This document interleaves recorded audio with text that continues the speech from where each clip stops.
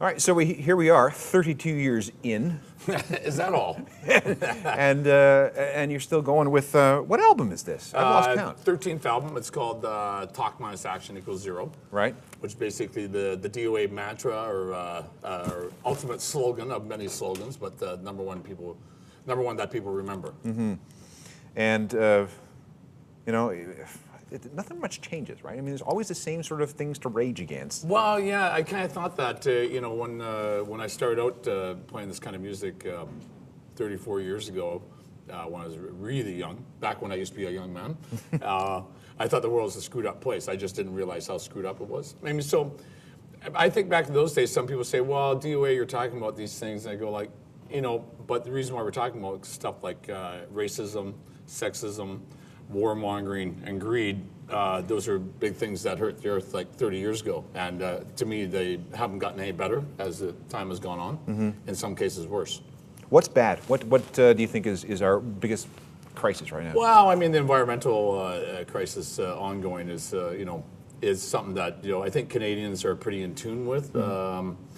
But then, you know, the sort of dollar interferes with that, with taking a lot of action. We've teamed up with the David Suzuki Foundation. They have an album coming out called Playlist for the Planet. So we've been plugging that. So I've been a big supporter of his for like a long time. And I think really when you think about religion and the fact that everybody's got the right to have their own viewpoint and believe whatever they want, of course, I totally support that. But when fanatics take over and they start wars, or they want to have God taught in school, like the Bible or whatever, or they want to tell a woman when she should or should not have an abortion, then that's type of action type of stuff we should stand up to, I think. Yeah, these are eternal they keep going on. Controversies that are going to go forever. So you can't really say, oh, well, we won that battle, but it just keeps going, right? So it's an ongoing thing, right? And that's kind of why I'm still in this game, and because DOA has always been the perfect platform for me to say what I think about the world. Well, there's you, and then there's Bad Religion, and a few others who have managed to, you know, keep the faith and keep the torch. Right, yeah. They're a great example of that, and Jello Biafra. Jello's another one. Yeah. Who's man, you can get deep into a conversation with him and get lost for hours. Yeah. No, he's a really, really bright guy, mm-hmm. and a great guy too. Yeah. Let's talk about a couple of things historically. Yeah, sure. We have done, as a nation, an absolutely hideous job of documenting our own music history. Right. It's getting better. There's a film that just came out. I don't think it's been shown here yet. It's called Bloody But Unbowed, like the same as the... This is by the woman from Vancouver? Suzanne Tabata. Right. And it was on the Knowledge Network, but I think BC only last Tuesday, I think. And that documents the early scene in Vancouver from like 78 to 80, you know, bands like DOA, Subhumans, Pointed Sticks, Art Bergman, and the Young Canadians and stuff like that people would have heard of, right? So, but I think when you think back, say, the old punk scene in Toronto, there's like, there are movies that have been out and mm-hmm. ongoing and stuff like that. People are documenting more of that. Mm-hmm. And different types of music too, right? I mean, there's that whole series of, I'm trying to think of the guy covered the 60s, and then he covered the 70s and 80s. Just came out. It was a CBC thing. Right. I know who you're talking about. It escapes me. The guy's really nice, and DOA was included for, you know, I think we ended up in the 70s section, which is pretty funny because, like, sometimes there's some shows where, like, rock of the 70s, and somehow we got lumped in with, like, BTO, who we were kind of friends with, and we're like, my God, we've been playing 4 decades. This is getting bad, right? But it is getting better. Liz Worth has got her book out, right? Which talked about the Toronto scene. But you know, the Vancouver scene, which a lot of people outside east of the Rocky Mountains, right. They don't realize how important, how big, and how vibrant it was. It had a real contribution, and I think the thing is that what kind of made it distinct. I mean, say a band like the Pointed Sticks, like I put out their records 25 years later on my label, and we imported them to Japan. It was unbelievable how many they sold. They're like pop stars over there. But it's kind of like funny, some of the bands like the Subs and DOA, the Pointed Sticks, and there's of course Art Bergman made a name for themselves because they started traveling a lot. Right. And I think Vancouver is like a funny place. It's a lot bigger now. It's twice as big as it used to be. But because it was like basically music backwater, you know, there was no record companies and no real radio stations that would play any of this stuff, so there's no option. People had to strike out. So I mean, if you're in like Toronto or New York or Los Angeles, where young musicians would generally gravitate towards to try and get a break. You know, and it's a smart strategy too, of course. Vancouver didn't have those facilities with the record companies. And it's also interesting with Canada, although we are very big east to west, right. The natural flow of everything is north-south. Yeah, that's actually the path that we found. And we went, on our very first tour, I mean, our Canadian tour, we played 3 shows in Ottawa, 1 in Toronto, and then drove all the way back, 3,000 miles to Vancouver. But we started going down to California like 4 times a year. Somebody would say, hey, can you come down next 2 weeks and do a show with Black Flag or the Dead Kennedys or Susie and the Banshees or whatever the big show was going on? We go, it would only take us 20 hours to get down there. So it just became like our home away from home. I have been told, and maybe you can comment on this, about the disappearing places to play in Vancouver. It's not that great. You know, I really wish we had like a sort of strip like that they have here in Toronto on Queen Street, or there's the Red River Avenue in Austin. You know, it's just like, these are places where there's a lot of clubs, and if you don't like what's going on, you can walk 2 blocks to the next place. Mm-hmm. Vancouver's always been spread out. And, you know, yeah, Vancouver, you know, it's got this a bit of a reputation as no fun city, and it's like kind of deserved too, right? The city council's not very conducive for trying to make a real entertainment district, but it just makes sense to have it all together.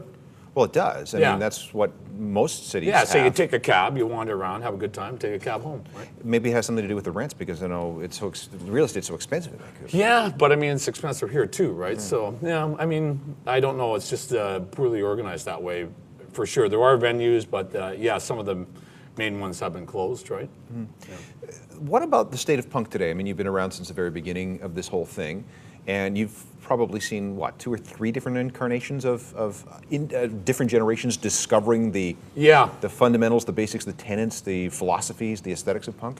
Yeah, I mean, it's really branched out. I mean, it was pretty diverse to start with, because, I mean, basically in the old days, we would play stuff with experimental bands, new wave bands, reggae bands, and punk bands. And that would be kind of the only way you could really get a crowd. You get an element from every scene all together, right? And you know, and then in the 80s, it got a lot more of the hardcore thrash crossover type stuff. You know, when we'd play, DOA would show up at a show somewhere in the States, there'd be like 6 thrash bands open, right? So it'd be like a marathon every single night, and everybody going like, how'd you like that? I think, I don't know, I can't hear a fucking thing. Like, you know, but I know it's all good, right? And, there, we'll get it. We'll get it in a second. No problem. So, I mean, and it's come around a pretty interesting cycle now. I mean, punk rock, in a sense, if you think of like kind of mall punk as like kind of like really big, there's actually arena bands, whereas like, you know, back in the early days, the biggest band would be The Clash, and they would draw 2,000 people. But now you have Green Day playing on Broadway. Yeah, well, see, I think those guys, of all the bands, I wouldn't really call them a new band. I mean, they've been around like 20 years or whatever now, but, you know, they have a real appeal to kids, right? And justifiably so, because they're great songwriters, and they're actually one of the few, I keep saying this about them, they're one of the few bands that musicians should realize that you can really influence young people in a positive manner if you say something. You don't have to be stridently political, you know, like the Dead Kennedys or something like that. But you know, you can point kids in the right direction, because they want to listen to this stuff, and they soak it up, right? If you give them some sort of good message, you know.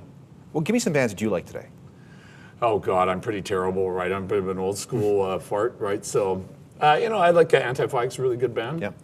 Propagandy, I mean, they're not new either, right? So, I love Green Day, and they're not new either. So, I guess I'm going back 20 years minimum, right? Or 10 anyways, right? Can we talk about your role in the use of the word hardcore? Sure.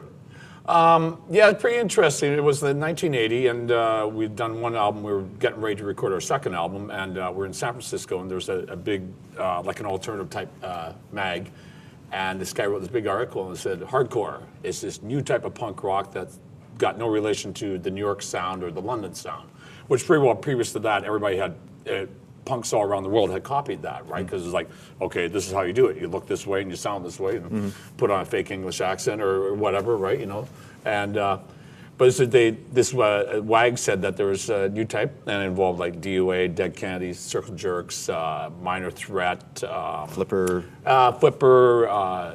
You know, it's like, so it was mostly West Coast bands, but with stuff like Minor Threat and Bad Brains thrown in there, right? You know. Okay. And yeah, but it was the hardcore. I know they're like have the reggae and the ska, but when they thrash, they thrash hard, right? So, and said, "This is hardcore." So our manager said, "Boy, that's a great idea for for an album title." So we consequently, the second album we named Hardcore 81, and then we put on a festival in Vancouver, and invited up Black Flag and 7 Seconds and a bunch of really good local bands from the area, and then we did a subsequent tour for about 50 shows around the States that same year, obviously, and that kind of spawned the term. So we didn't think it up, but we popularized it. So it's kind of seen as the granddaddies of hardcore in that sense. And it was the perfect time for that kind of music because Reagan had just entered the White House. Yeah, I used to do this on my spoken word shtick that I was doing a few years ago. I said, "Who's the most influential man in punk rock?" And people yell out Joe Strummer, Jello Biafra, Johnny Lydon. I go, no, it's former President Ronald Reagan, right? And because he was the type of guy that he inspired such vitriol that you couldn't help but be angry. American hardcore would not exist if Ronald Reagan had not been in the White House in 1980. I agree. I'm actually working on a new book, this poster book and album graphic type book about DOA, DOA like a visual history, and I've got several ones that I have Ronald Reagan on the poster. It was just a prerequisite. You had to have a poster with Ronald Reagan's face on it, right? So. And if close second would be Margaret Thatcher.